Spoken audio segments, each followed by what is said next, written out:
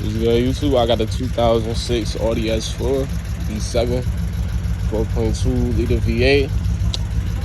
Whoever got this car, let me know what I might have. I got like this clicking noise, like the car's running right now.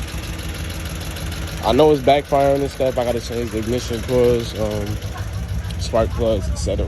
But just let me know what this clicking sound is. I read the forums, and some people were talking about it could be the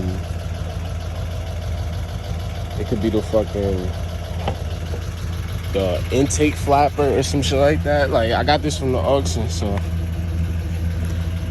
let me know. Hold on, let me open the hood.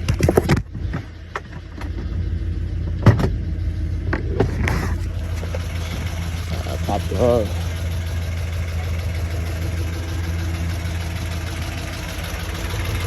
Let me know what this might be, because I know if you had this car before, like, you might be more used to it. It's not coming from the back, so like I'm low-key kind of sure that it's not the timing belt like how everybody is saying. Like, see, like, there's no sound right here. It's coming from right here, like around right here.